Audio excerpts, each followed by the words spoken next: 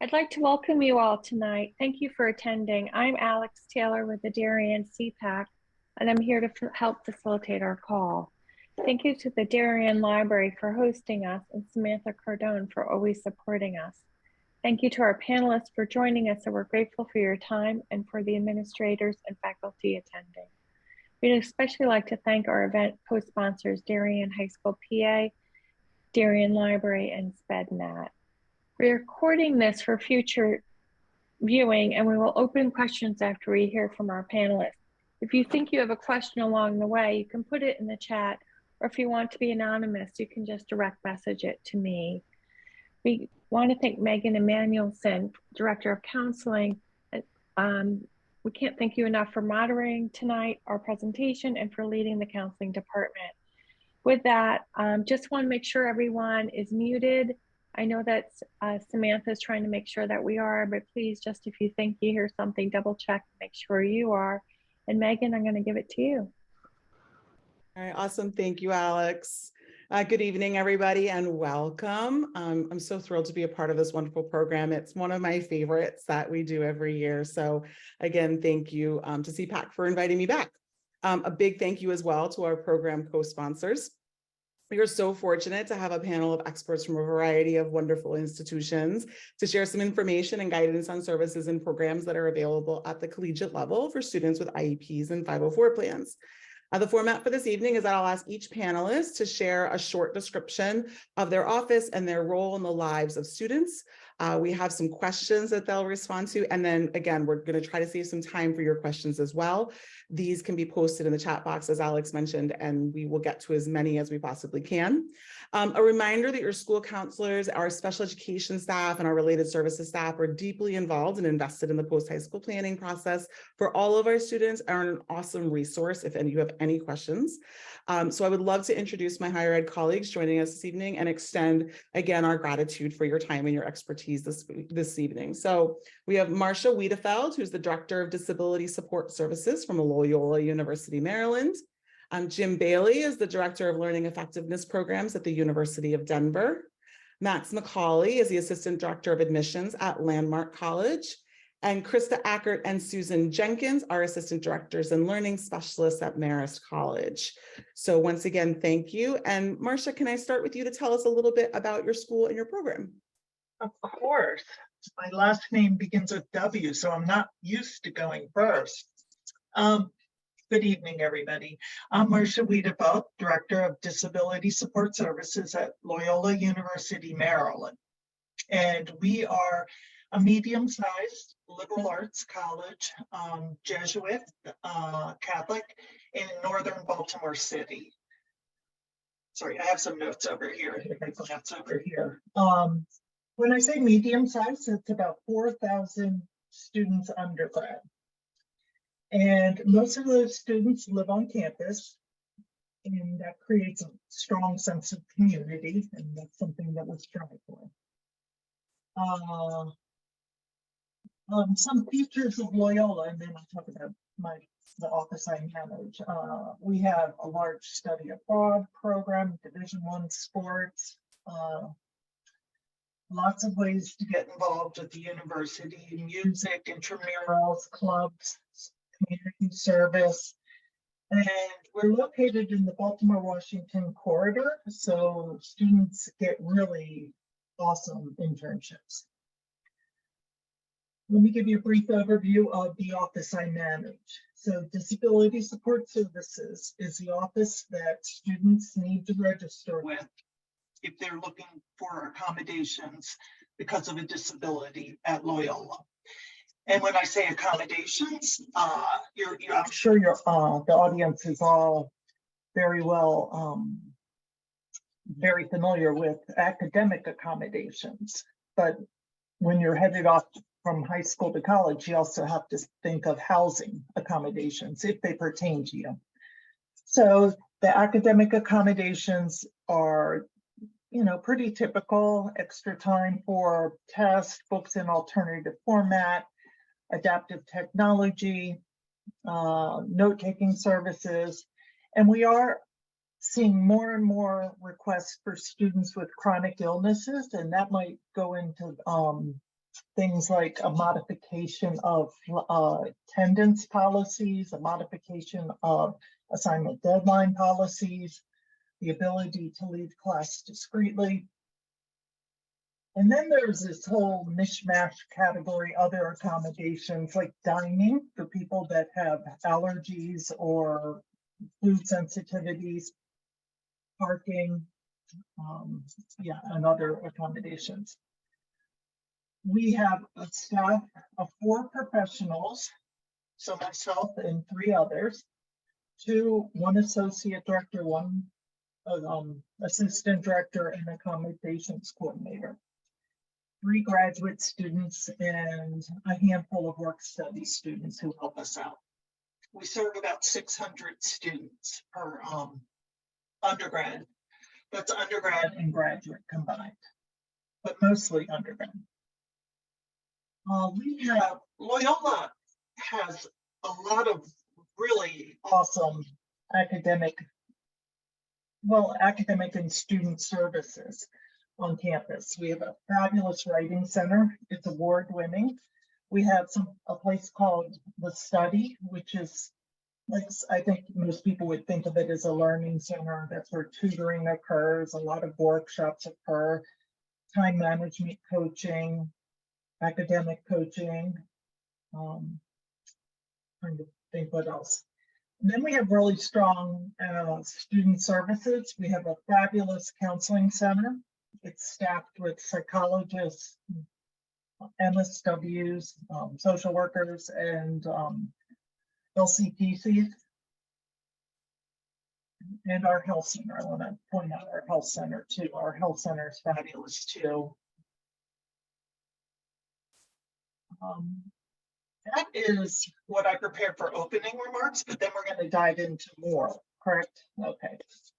We are. Thank you so much. Jim, can I move to you?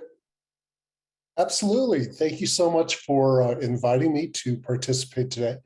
As Megan said, my name is Jim Bailey. I'm with the University of Denver Learning Effectiveness Program.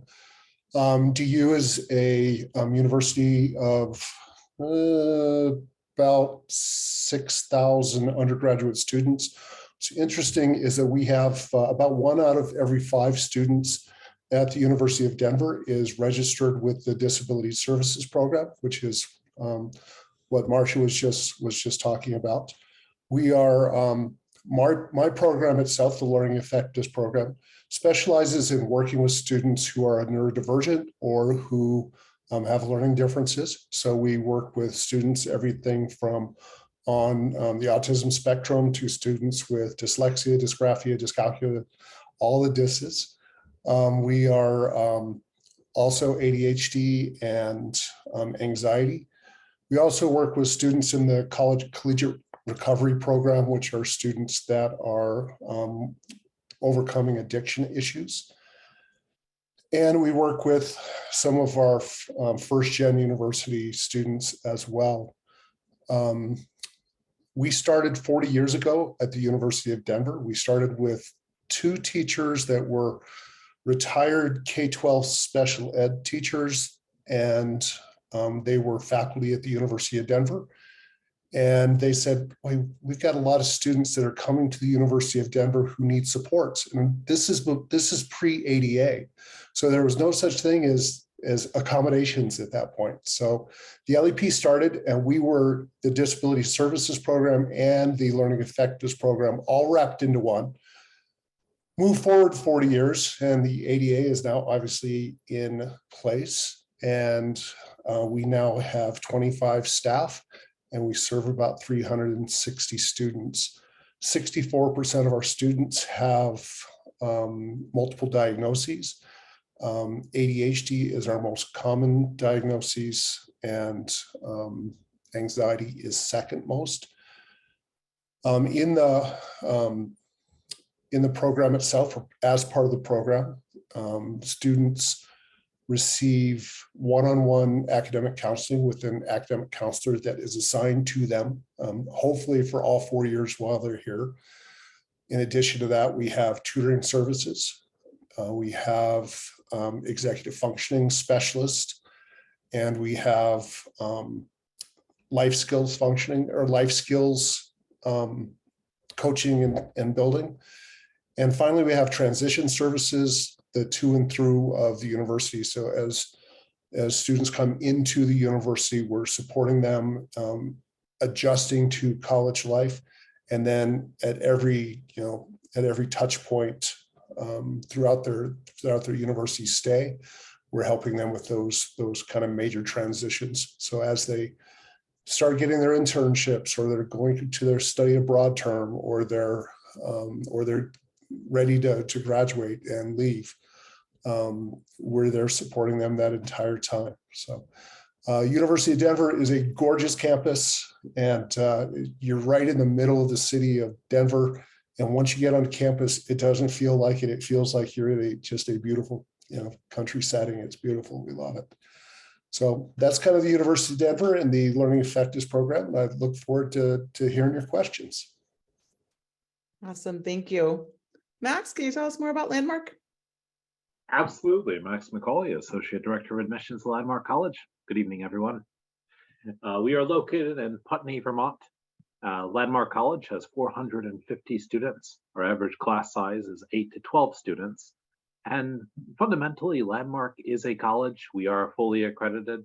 So our students are earning college credits, working towards degrees. But beyond that, we are highly specialized.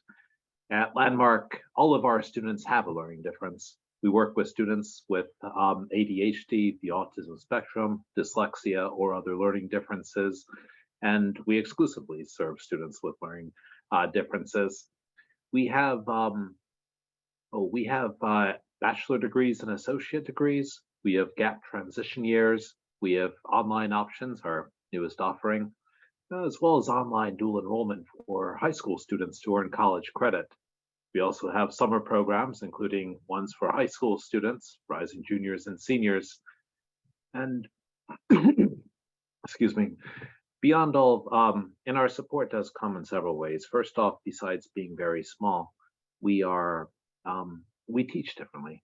Rather than lecture halls, we use multisensory learning in the classroom, which combines hands-on visual and audio components, which is intended to benefit students with different learning styles or attention issues. Outside of the classroom, our support takes the form of advising, which supports executive function, helping students transition into college and develop the skills that are needed for higher education.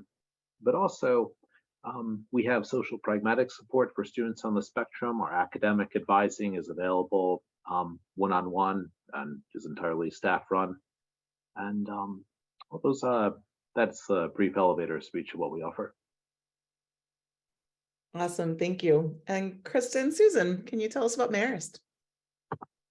Sure. Welcome, everybody. I'm Krista Ackert. I'm one of the assistant directors in the Office of Accommodations and Accessibility, as well as one of the learning specialists in our learning support program. And I'll let Susan introduce herself, and then we'll tell you a little bit more about our program.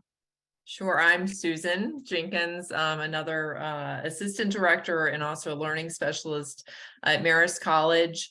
We are located on the banks of the Hudson River in Poughkeepsie, New York, and the beautiful Hudson Valley, especially right now. Everything's blooming and we're right along the river. Everything's so beautiful.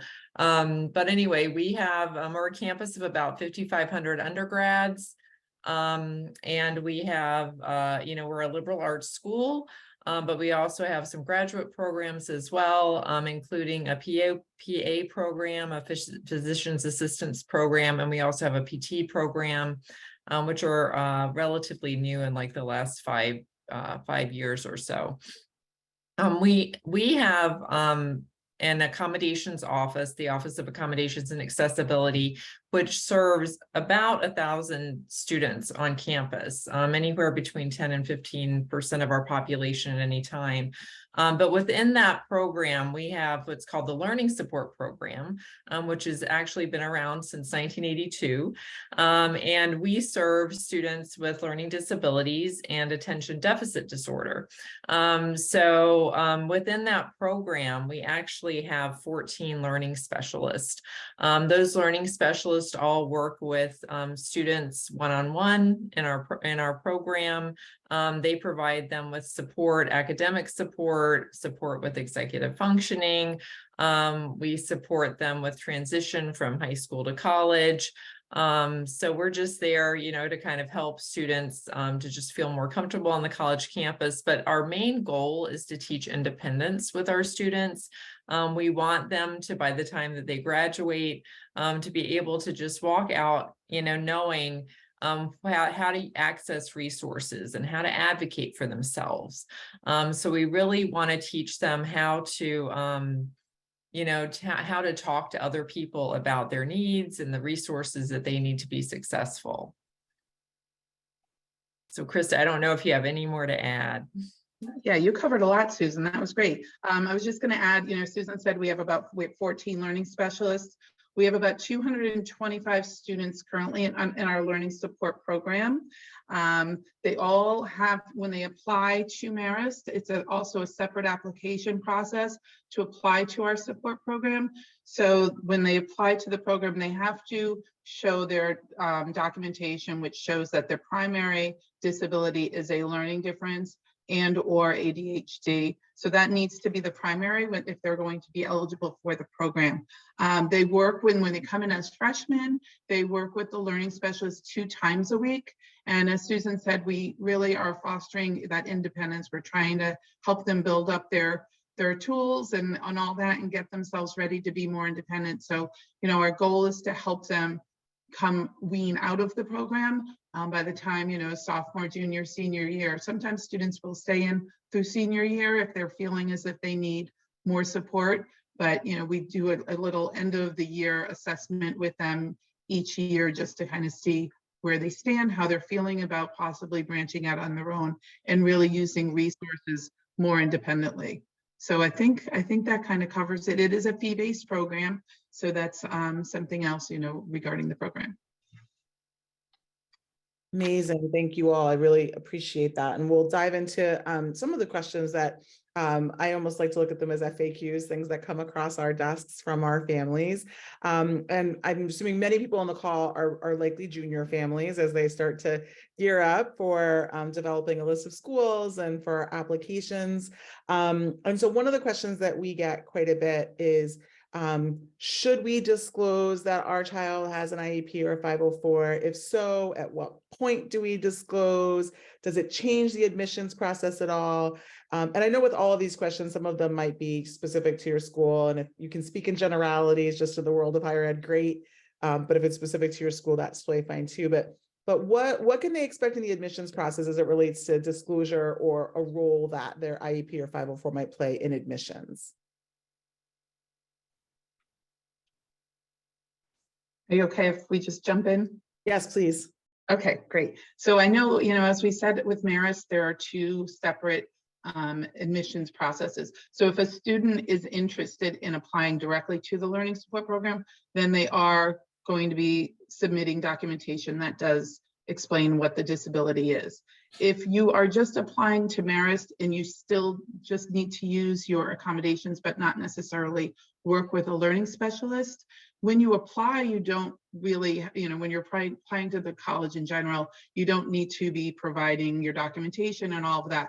But when you know that you're going to want to use your accommodations, you do need to submit your documentation to the accommodations office. So in application wise, you don't need to reveal your disability to the general accommodations, but if you are applying directly to the learning support program, you do. Can I just interrupt really quickly, Megan, just to level set? There was a question about what does it mean by learning difference? And is a requirement to each of your schools. So I'm assuming that if you qualify for a 504 or IEP, that would be something that consists of it, and that's what we call it in Connecticut. I don't know if it's every state, a learning difference, or is there more specifics? And maybe Megan, you can answer that one. Yeah, I can jump in there. So a 504 or an IEP can both be based on a physical disability as well as a learning difference. And so a learning difference itself may be dyslexia, dysgraphia, dyscalculia. Those are all examples of learning differences. It can also impact processing disorders. So if you can have a verbal processing disorder or an auditory processing disorder, those are also learning differences as well. So kind of going back to that original question, at least at the University of Denver, there is no need to disclose your disability upon applying to the university. That being said, we are very cognizant of trying to provide equal access, and we would never discriminate based on any type of disability as they apply to the university. Just as Krista said, if you want accommodations, though, when you get to the university, you have to provide those documentations to the Disability Services Program, who then looks at your documentation and then awards accommodations. The Learning Effectiveness Program is a totally separate program. Again, as Krista and Susan were saying, so it's a separate application, and we do want to see your documentation just to make sure that we can provide the supports that you need or your student needs. So it's not an admissions thing as much as it is, can we provide you the support that you need? Good. And just for learning differences, it could also be called a learning disability, and that was the preferred term in the past, but in some places, Landmark included, we prefer to call it a learning difference, simply for the concept that the student can still learn, they merely learn differently. It's not a disability per se to say that they can learn. You know, maybe they just need to be in the right setting or to have the right support. Also, just for, you know, what we ask for a Landmark, we don't require a IEP or 504. We ask for the psychoeducational testing. It's actually a required document, so you do have to self-disclose in the application process with it.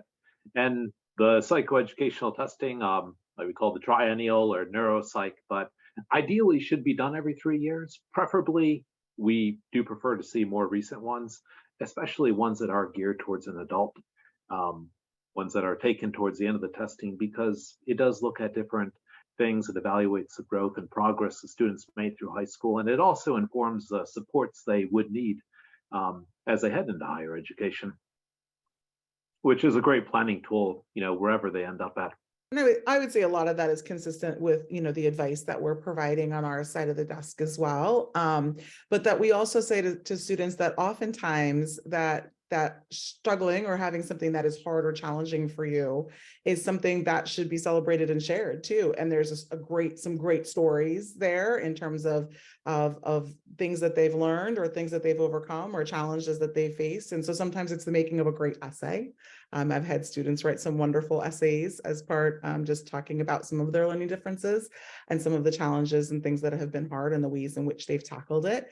And then what we do share sometimes, and please, you know, chime in here, is that if you have a need or an accommodation that might be unique and not be able to be provided at a school, if it's a facility need, such as, you know, specialized housing or dining requirements, or, you know, if you have, for example, a visual impairment that might require, you know, textbooks in Braille or something along those lines that might be on the specialized side, it might be good to ask some of those questions in advance of the application process.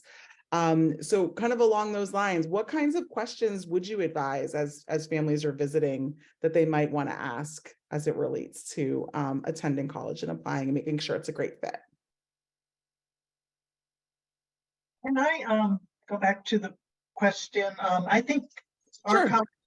We might be the only one that doesn't have a specialized program. You know, we for students with learning disabilities. So if someone tells our admissions office that they have a learning disability, they usually just refer them to our office so they can learn more. We find that that's what they're asking for, more than preference during the admissions or having their application looked at differently. So we're always happy to do that. And exactly what you said, Megan. A lot of the students who meet with us before, they deposit. They just want to feel comfortable with our office, our facilities, our housing, and it's really important to them. So our office and most colleges are more than happy to meet with students during the admissions process.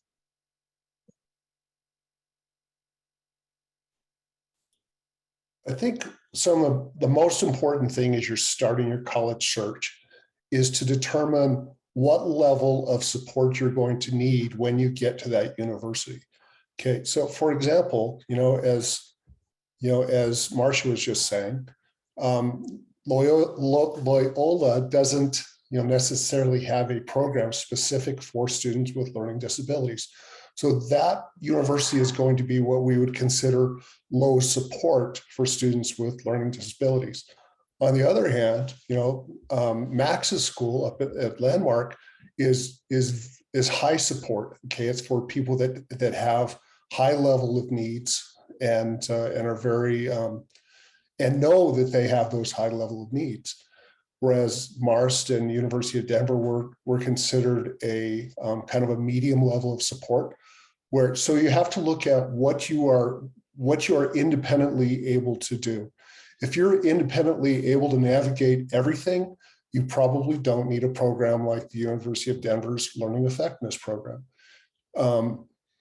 If you need support with maybe medication support, or maybe you need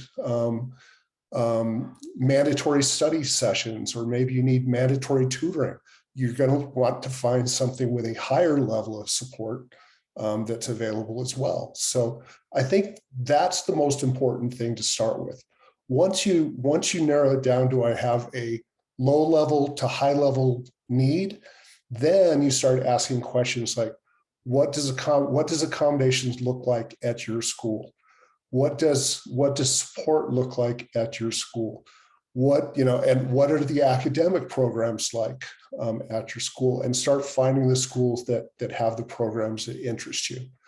If you're just an exploratory student, you might want to do some pre-work first at a smaller college or a community college, and just get some of that academic awareness out of the way first. If you're not sure if you can handle the academics, that's a great way to do it, is to start out with a community college and find out, can I handle this level of academics independently, or with minimal support?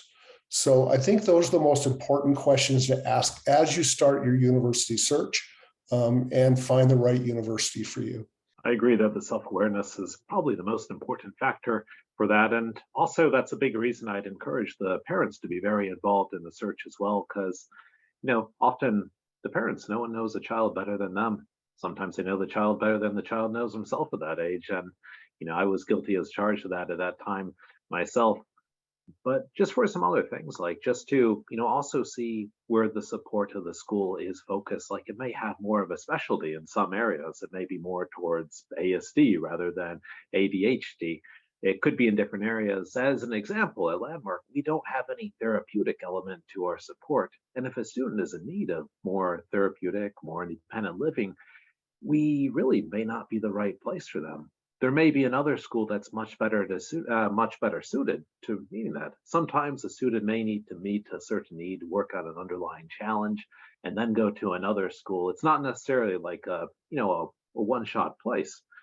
And the other thing that I just consider looking at is, not just the academic support, but the other pieces that go into making a successful college student. I think we're all seeing more of that after COVID, like more mental health trauma and other things that could impact it. One example, half of our students are transfer students. They started at other colleges, they struggled, and they come to us to get back on their feet. A very common reason for that is executive function, probably the most common reason. And these in general are exceptionally strong students, but their grades never reflected that. They perfectly were suited to learn and understand everything in college, but the pieces just didn't add up. So it's all about looking at a much bigger holistic picture of the student. And I'd say, just to add on to what Bill and Max have said. I totally agree with everything that they've thrown out there.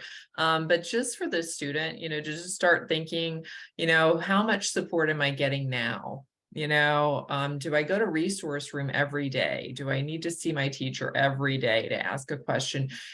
Just think about how much support you're receiving now, and then, think about how that's going to look when you're away from home, in a college setting. Do you feel like you need a program where you're going in to see somebody every day?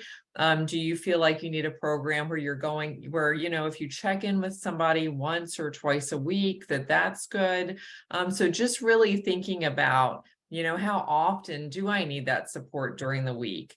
If somebody tells, if somebody's there to kind of show me where my resources on campus are, like the writing center or the math lab, am I able to access those independently?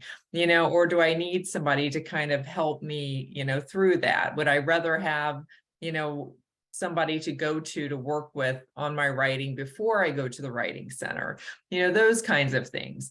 So, just thinking about, what am I currently doing? What level of support am I currently getting in high school?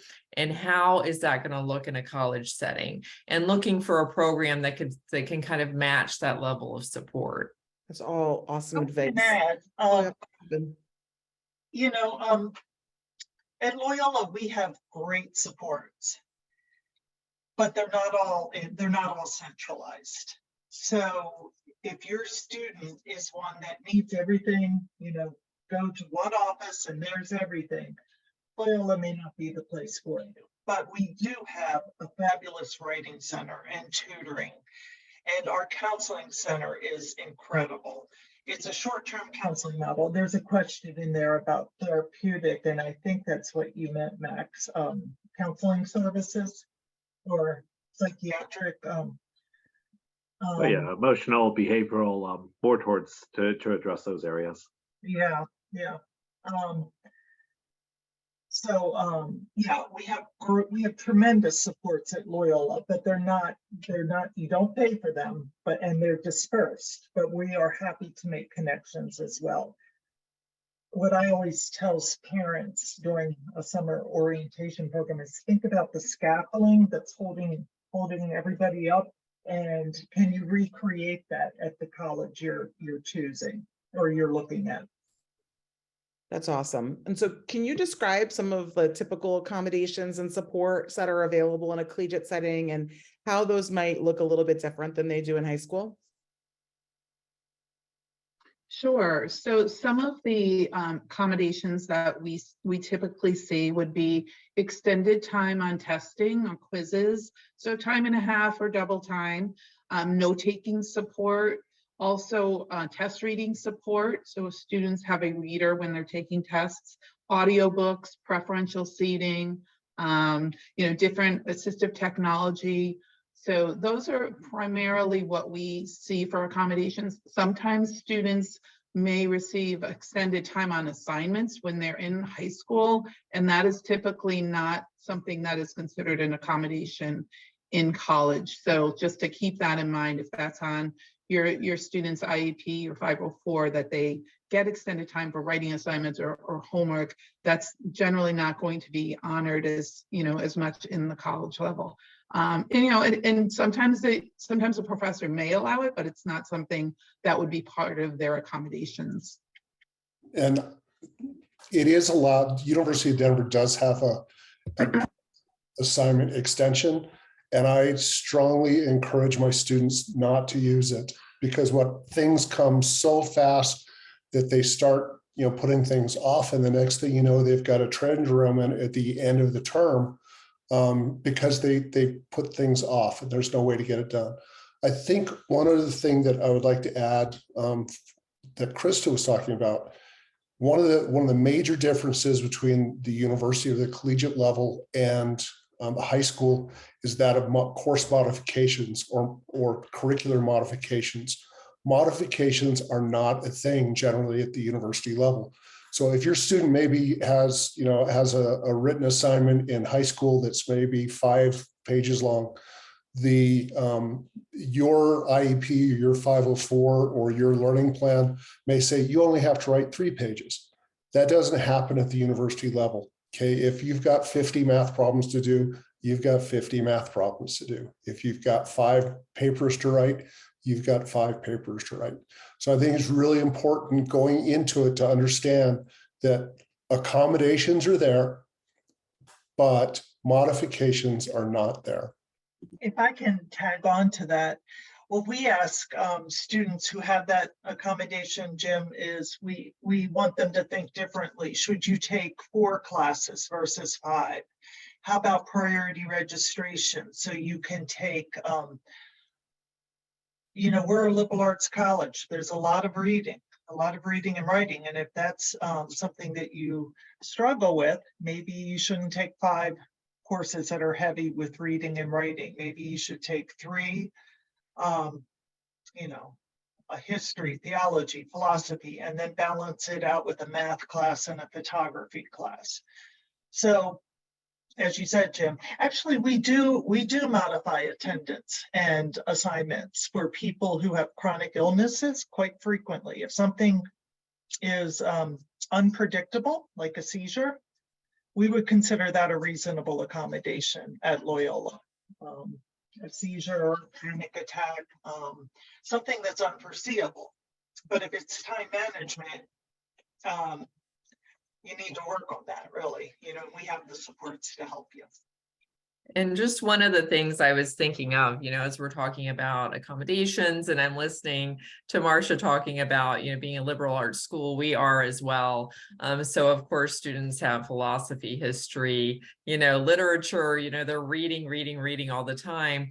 And so I do encourage students when they are in high school to, you know, really challenge themselves with reading, but also, you know, if they want to use, you know, some assistive technology to help with the reading, you know, if they want to have some, you know, some speech to text or text to speech technology, or using the audiobooks, or, you know, those kinds of things.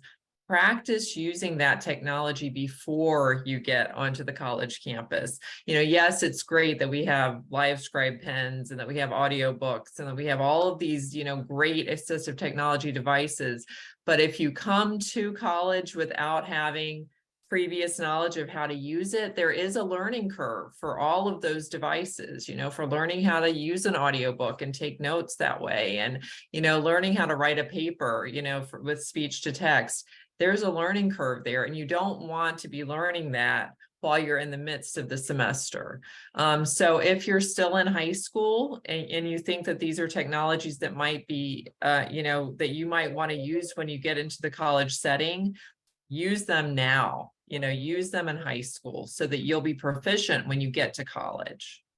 Hey, any other thoughts on accommodations, high school versus college, or anything that they can expect? All right, great. I know we get this question a lot, and I'm seeing several questions in the chat as well about documentation. And in my experience, almost every college that I've come across does a really nice job for the most part on their websites of describing, you know, their timeline, their process, the documentation that they'll need, oftentimes how recent the documentation should be. But can you speak in generalities or even specifics to your own school about what kinds of things you'd be expecting in terms of documentation? And I know it can vary depending on the identified disability as well.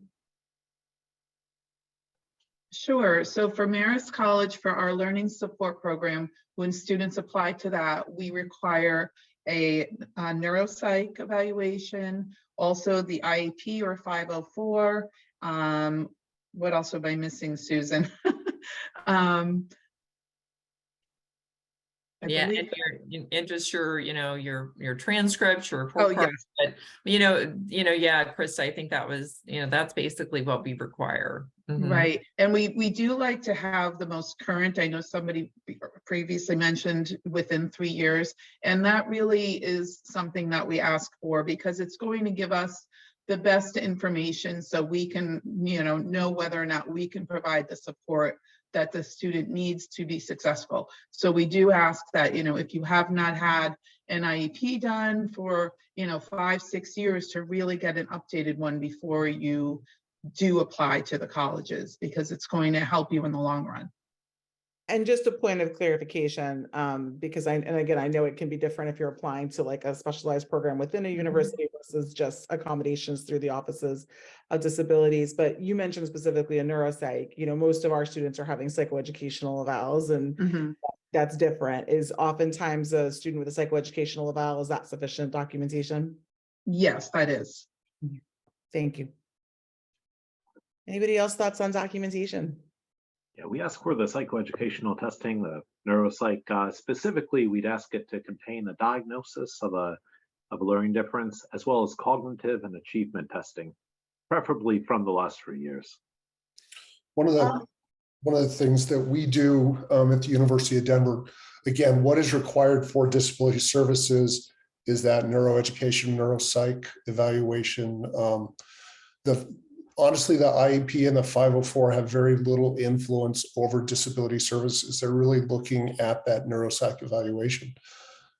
When you apply to the Learning Effectives program, on the other hand, the 504, the IEP, provides us with all the information we need. We just need to show that you do have a learning difference, or that you or neurodivergent.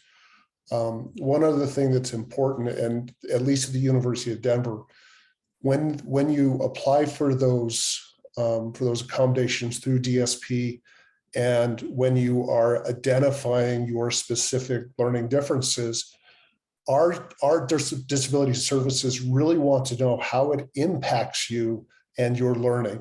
Okay, it's not just the fact that you have ADHD or dyslexia, but how do those things impact your learning? And that way they can modify or be more specific in the accommodations that they're providing for you. It's not just, here's a list. If you've got ADHD, here's a list of accommodations. It's really, how are you being impacted by that disability? One recommendation, at Loyola, we have our guidelines, but we're always willing to look at what you have. So if it is minimal, we might provide, extra time on test if that's all you're asking for. That's just an example. So I would always recommend submitting what you have, before you go out and spend thousands of dollars on a psychoeducational evaluation. But I don't have a special program at Loyola. I don't have a fee-based program. And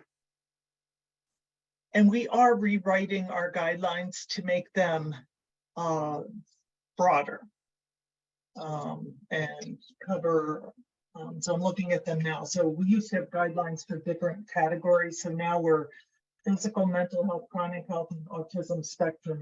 On one form, we have those guidelines. So they're going to be broader. And I think that's what many colleges are doing.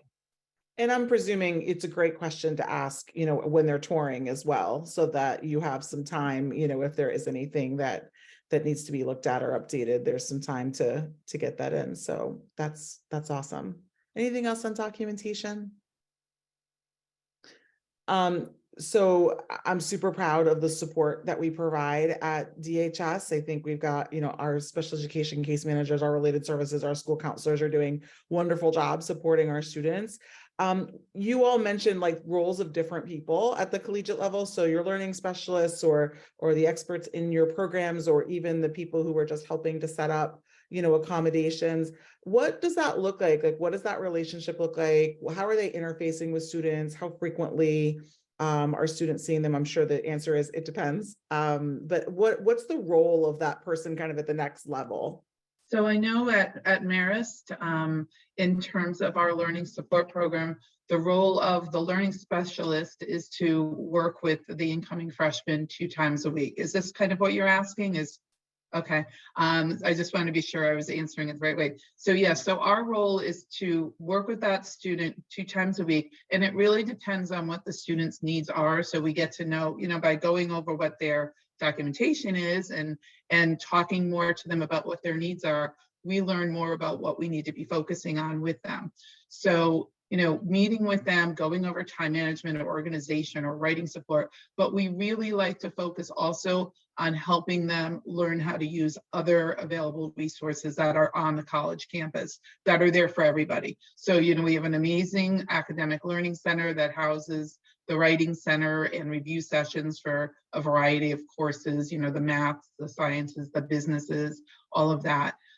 We also have tutoring, so we like to make sure that students are reaching out to them. We also make sure that students have gone to professors and shared what their accommodations are. I mean, it's up to the student, of course, but we want them to feel comfortable doing that so that when they're going to take a test, an exam, a quiz, and they may be using their extended time, there's a reason that they're not in the class, they're testing with us, so that we want them to make sure they're having conversations with their professors and advocating for themselves. So anything else, Susan? Yeah, so that, I mean, like what Krista said, the learning specialist, works one-on-one with the student, once or twice a week.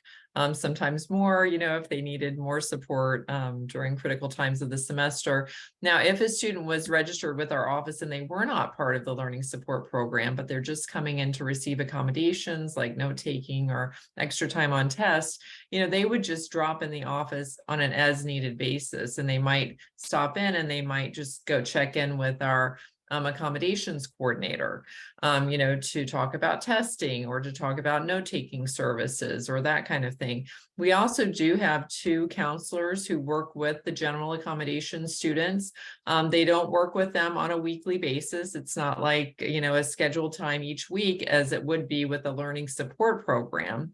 However, those people are there to support any student, if they needed advocacy support, if, they were thinking, I think that I need a change to my accommodations, or I don't really understand this about my accommodations, they're there to help and provide advocacy and support. If they needed support, talking to a professor about an accommodation or a difficulty they were having in class, they could go and talk to one of those counselors as well. So the way that our office is structured, we are the Office of Accommodations, but within that office, we have the learning support program, but then we also have 2 accommodations coordinators, and then we also have 2 counselors who support the students with general accommodations on campus.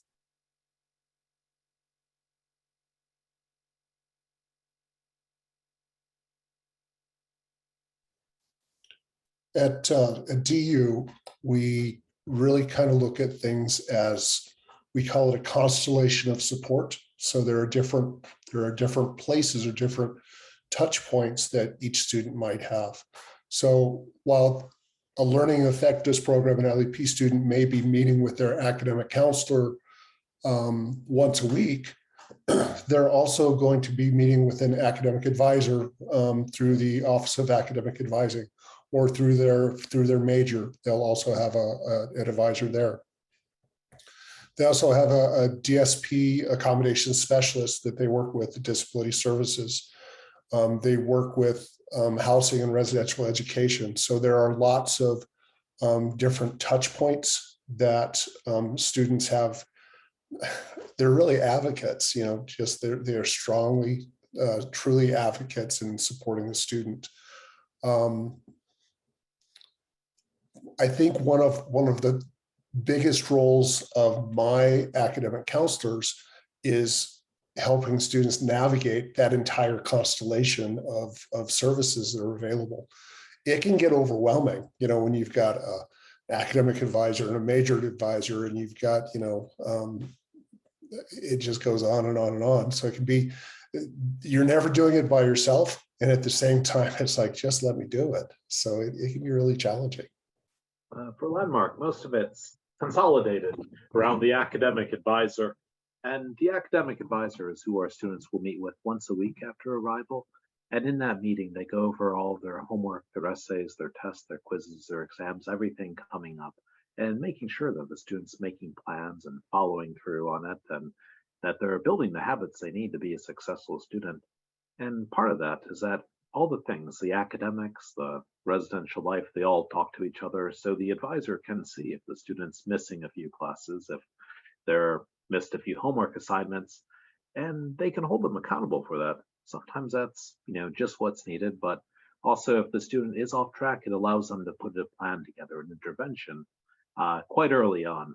Because the worst case scenario that I think any college can look at for a student is it gets to the end of the semester and everything's due all at once at the last minute, and it's too late to turn things around then. So a lot of it is just to keep an eye on accountability and oversight for the student. And also families can be looped into that. This is just a point where it's different from high school where families can. In college, there is the FERPA, which is privacy, which prevents the families communicating. So we do have a waiver for that.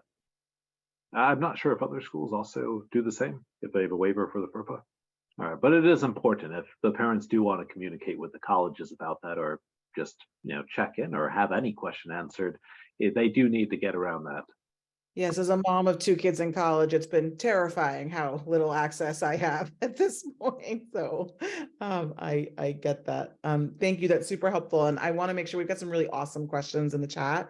So I'll ask my last question just as we now we've applied, we've gotten in, hooray. We're ready to transition. We've chosen an amazing college. I know most schools have some sort of orientation program or even all the way to the other side with really specialized transition programs. What kinds of transition supports might we expect if a student is applying to one of your programs?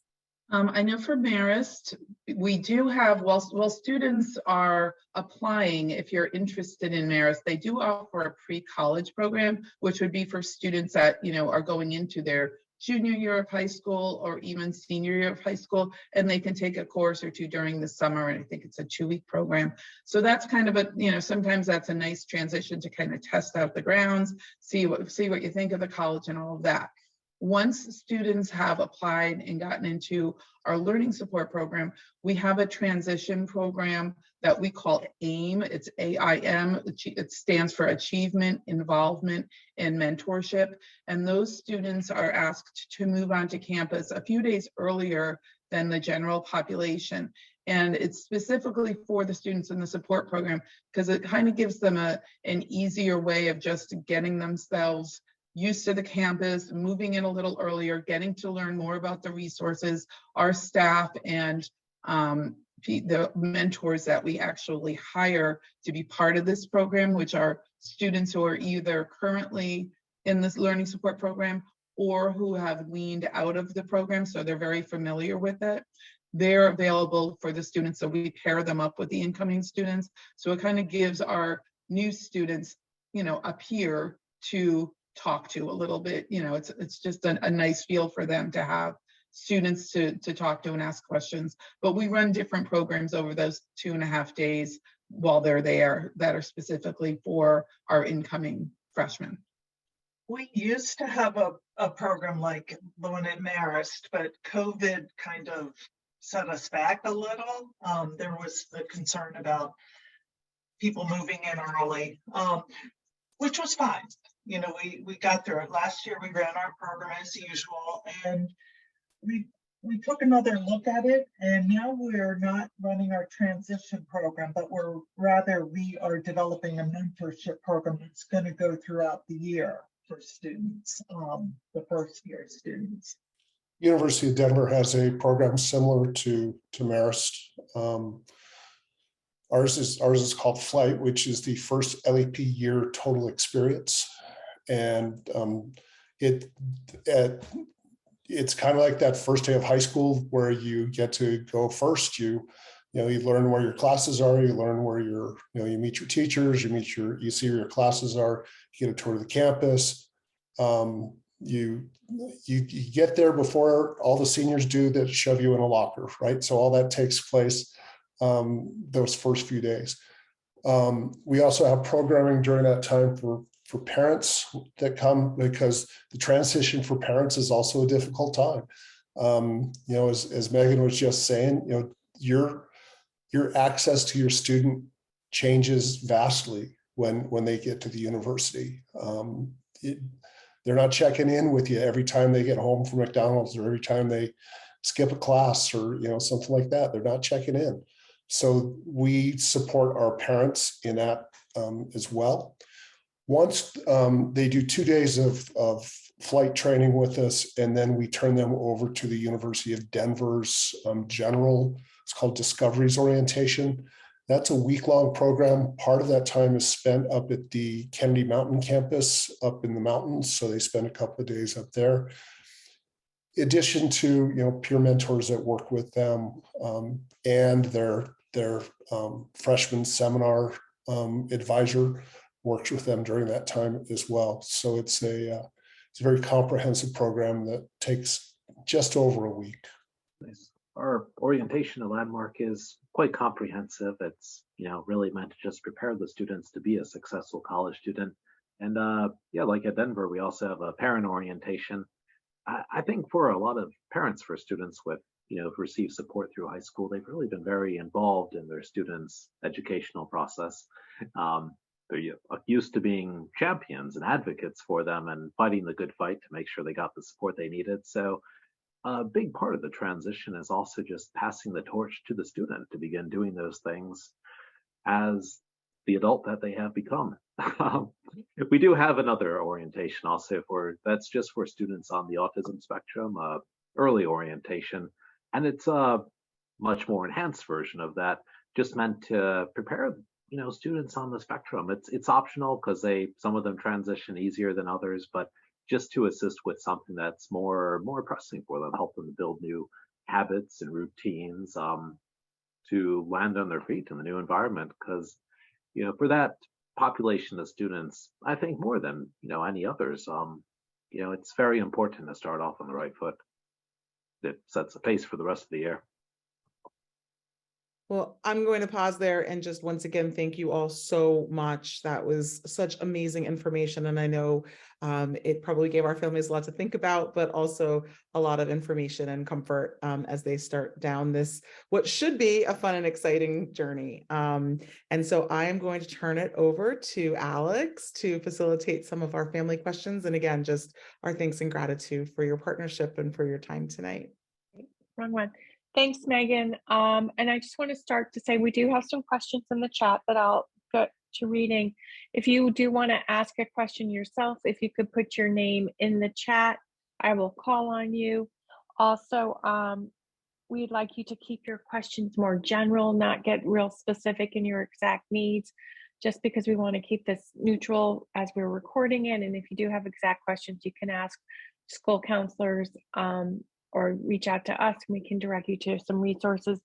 There are also some resources on the Darien CPAC website, and we will include those when we send it out. People were asking about, that was one of the questions in the chat, were resources. So besides Darien High School, we have those. Also, we do want to acknowledge that Syracuse was supposed to be on the call tonight and they did have an emergency.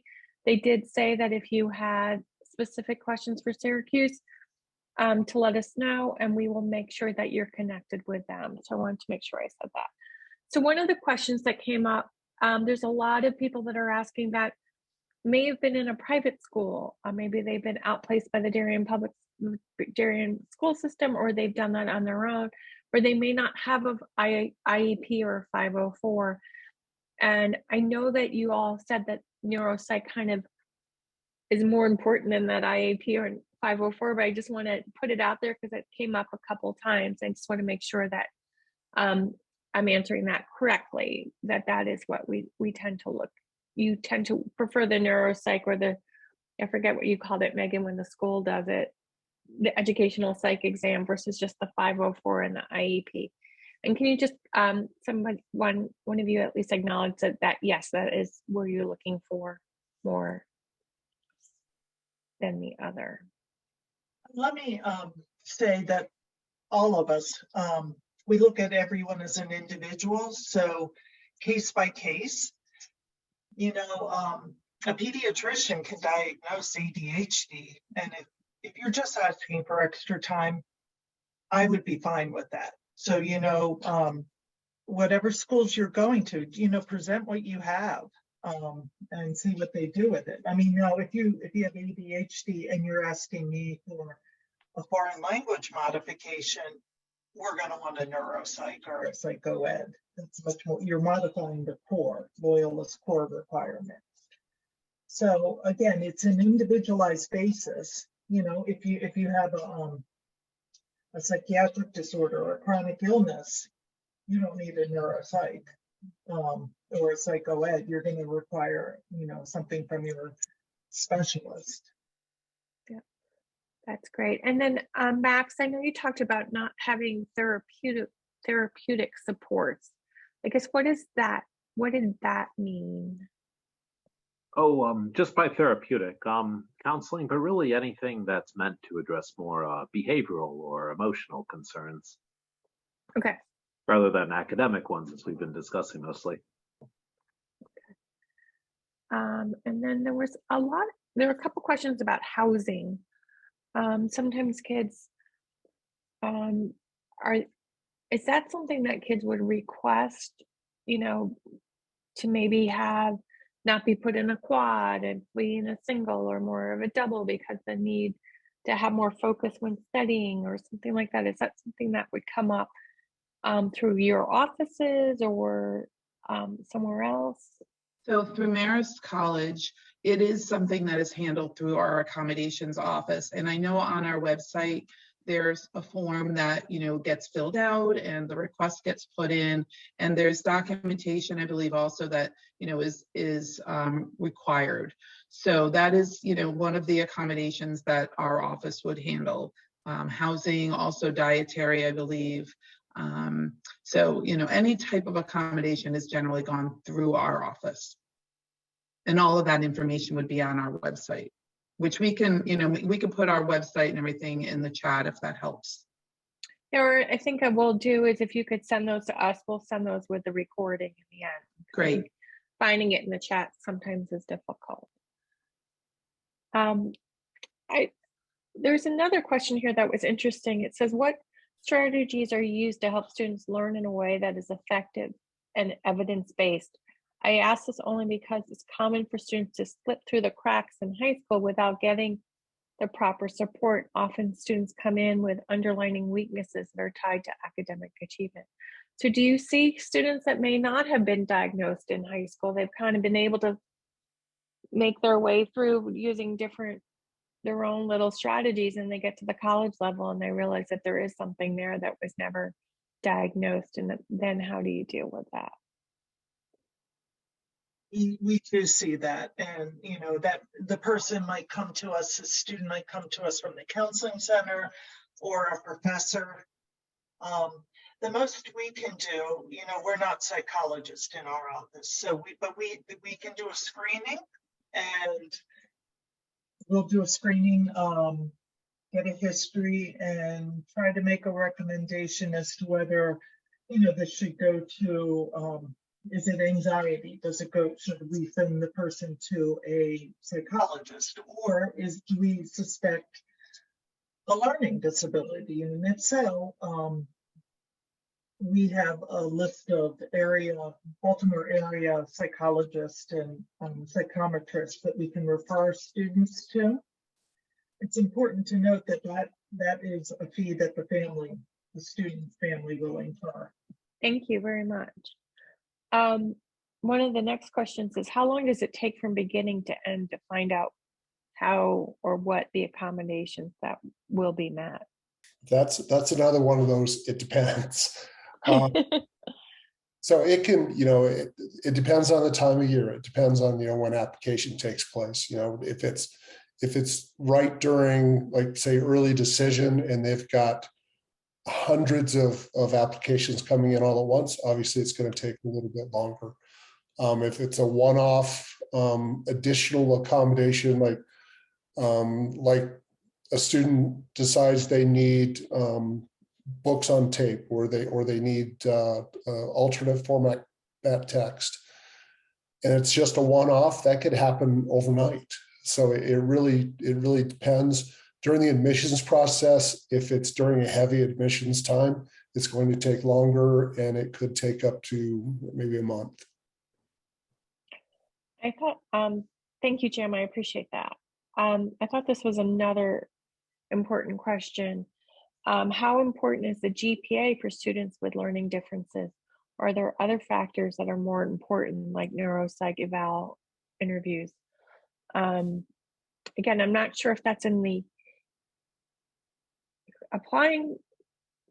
They're asking because of what they're applying or when they get into the school.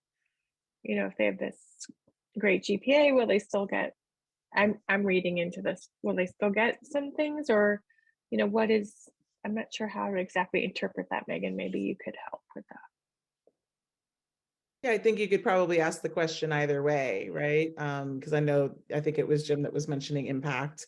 You know, so if a student has record says they performed extremely well in high school, does that impact the possibility of getting accommodations at the collegiate level? And conversely, if a student has struggled and maybe their potential isn't reflected in their grades or their GPA, does that, you know, are there other things that are considered in, you know, essays and recommendations and other pieces that might demonstrate a student's potential to be successful? I guess you could read it either way, Alex.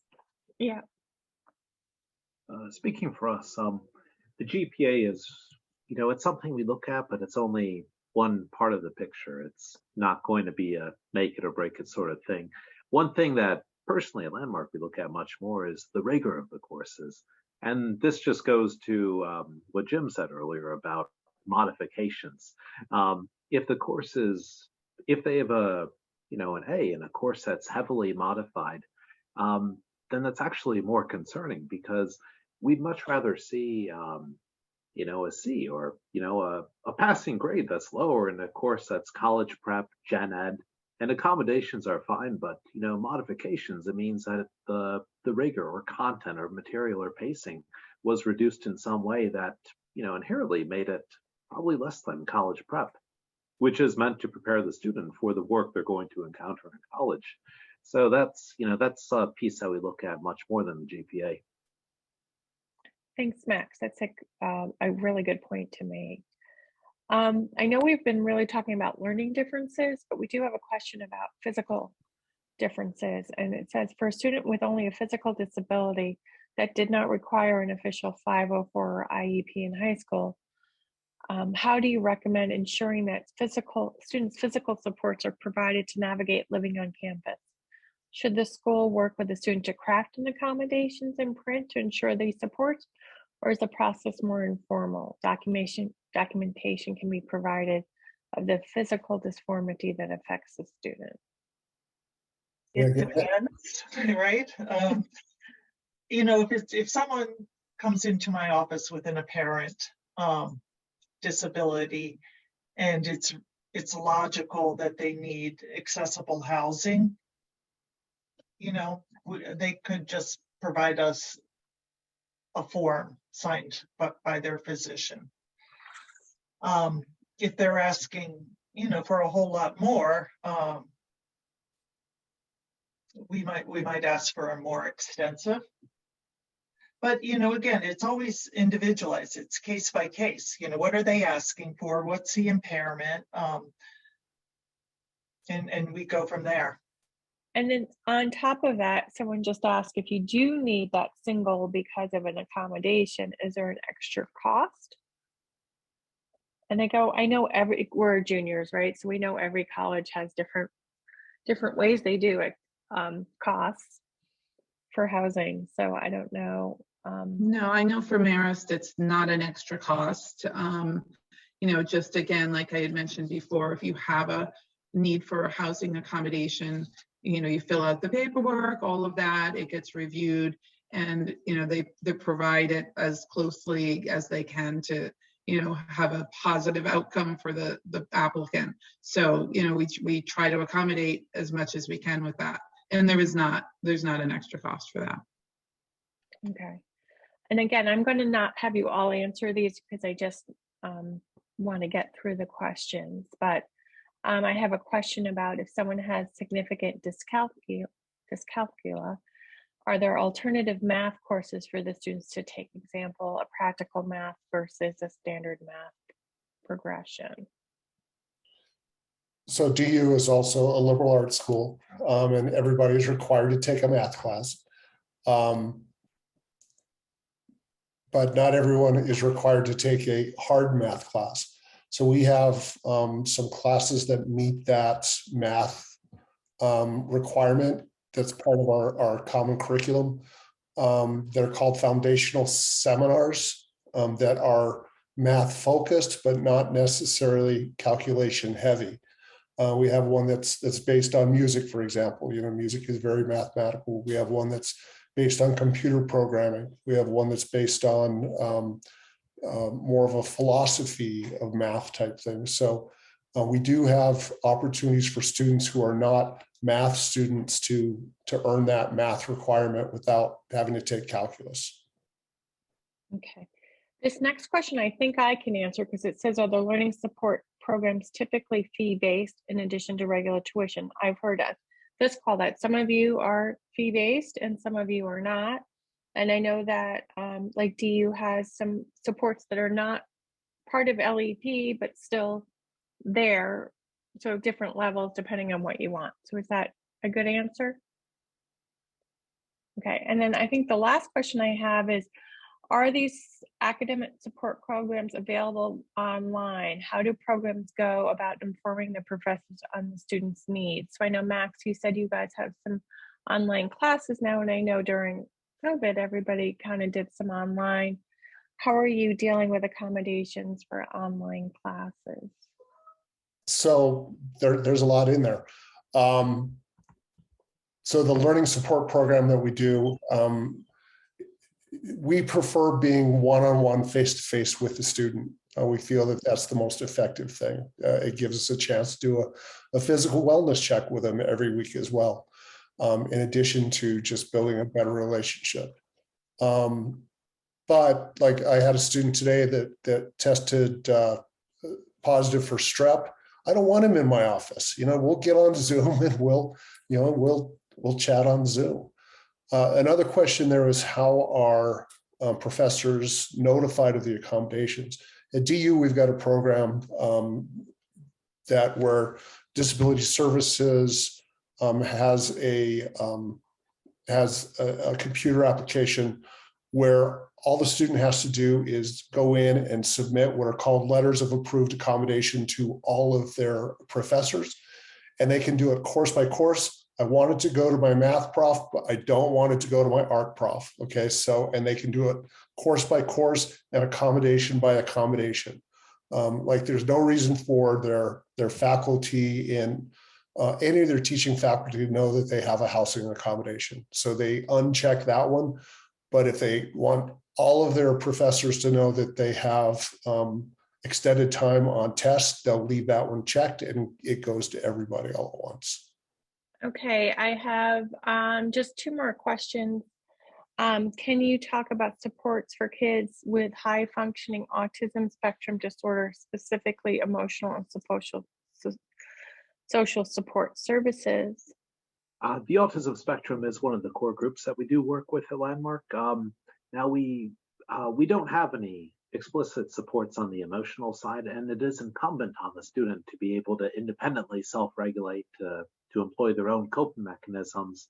And this is also an important thing that just comes with the independent living side, where a college, generally any college, is going to be a rather unstructured environment, especially in comparison to high school. And usually we would be looking at ones where they are staying away from home. Socially, part of that is the early orientation we offer. It has a social component, so they know students before they arrive. The other one does run throughout the school year. We use PEERS. It's an acronym. It's an evidence-based program out of UC Berkeley, which is essentially packages ways on how to connect with others, build relationships, and keep them into ways that the students can remember and employ in different social situations. And there is a lot of support for that socially, not just kids on the spectrum. I think a lot of kids with LDs do have a risk of slipping through the cracks socially. It could just be to stay in the room and play video games more than they ought to, whether or not there's a video game addiction there. But, you know, just having a bit of social support, whether it's how to make friends or just really reaching out and getting them involved, you know, that's a key thing for any school. Thank you so much, Max. And I really appreciate everyone's time tonight. I know that we're a little bit after 8:15 and we don't want to keep everyone for as long. One little thing, I know clarification, this is the way I understood it, and Jim, if this is correct, for the math classes, you get to choose a range of classes within the segment that fits that requirement. You don't have to have any proof. So even if I perfectly just don't like math, I can get into the music math class versus the calculus 101. That's correct. That's not an accommodation. That's just choice. Okay. I would assume that might depend on the major as well, right? Like, Right. I was just going to say that depending on the major, you may have to take a stats or a calculus. So that's something to, for students and parents to consider when you're looking in college. What is the major that you're thinking of and what type of math would I have to take for that? Great. We also would like to tell everyone we will send the recording out to everyone who was registered for today. But if you are not on the Darien CPAC email blast, we do have lots of presentations that we do throughout the year, and we have recorded ones. So if you wanted 7 other schools, we've had this session that we've done the last couple of years. So you can email us, and I think it's dariencpac@gmail.com, but I will hopefully someone's going to text me exactly what it is in a second. But I want to thank you all. Megan, I don't know if you have any last words. just again, my gratitude to CPAC and our co-sponsors, and definitely to our higher ed colleagues. And if there's anything, any follow-up questions, anything that we can do to support your families, please don't hesitate to reach out to our office or our wonderful special educators as well. So thank you all again so much. This was great. Thank you. And yes, dariencpac@gmail.com if you'd like to be added to our email blast. Have a good night, everyone.